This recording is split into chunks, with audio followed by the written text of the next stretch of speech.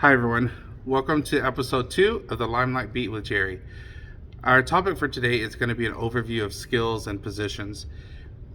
Cheerleading skills can basically be broken down into these categories. We have tumbling, which we have standing and running tumbling both. Then we have jumps, stunts, and there's 4 positions in stunts. We have bases, back spot, or sometimes called a third, front spot, and a flyer. Performance, we have 3 main categories. There's dance, motions, and of course, face performance. What is the importance of mastering skills, you ask? Well, mastering a skill means you can perform it on your own successfully and with proper technique on the performance floor with ease. Videos of master skills are on our YouTube page. We actually took some of our athletes and coaches and filmed mastered skills. So please reference those for understanding what it takes to master a skill. Mastering a level means you have mastered all or many of the skills in that particular level.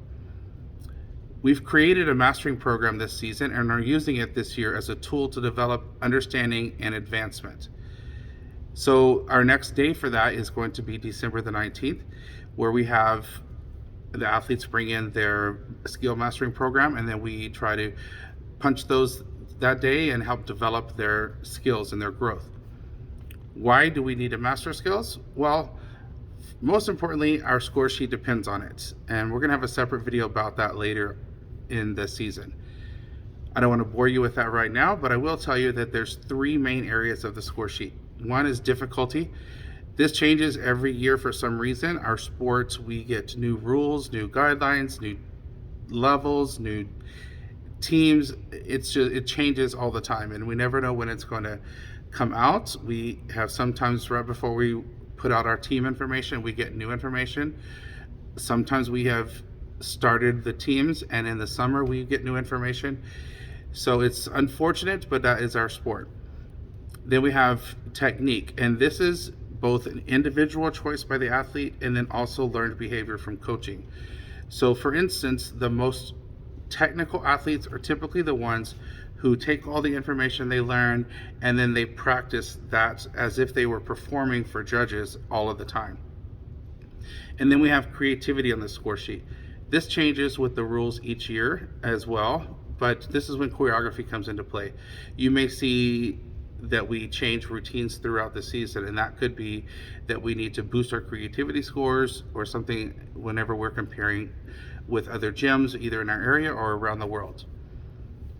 We basically determine our team level based upon the majority of skills that we have available in our entire program.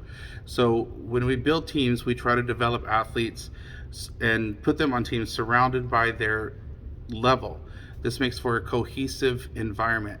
In the past, we may have had level 1 tumbling athletes with level 5 athletes, and oftentimes we found that the level 1 athlete may feel inferior while the level 5 athlete may feel a little let down. So it's better to have people that are tumbling at very similar levels so that everyone feels like they are part of the same equal unit. Mastering skills is not always done in team practice, especially tumbling. So taking private lessons, classes, workshops, camps, all those things are going to benefit the individual athlete. How do skills affect an athlete's progression in our sport? Well, let's say an athlete is a non-tumbler or performs at level 1 or 2 tumbling.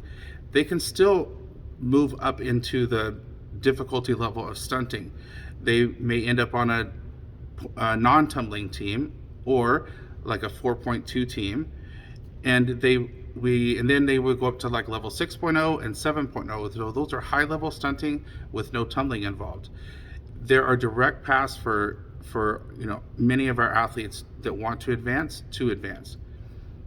Athletes that develop strong tumbling skills will move up in tumbling teams for the most part.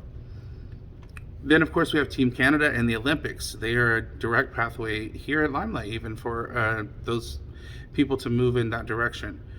Those with all-around skills will have probably an easier path, but the current Team Canada makeup is comprised of people that don't tumble at all, and they just stunt at a really high level. So The athlete's journey in cheerleading is going to be at their own pace. It'll be individual. My suggestion is to not compare yourself to other athletes. Each path is going to be different. One athlete may go like this, and one athlete may go like this, and then they all reach the same level at different with different methods and different timelines, etc. So keep pushing, keep working, develop those skills, and achieve your goals. Thank you for joining me for episode 2. Be sure to check out our future episodes coming up, and subscribe to our YouTube page so you don't miss out on any of those videos. Thank you.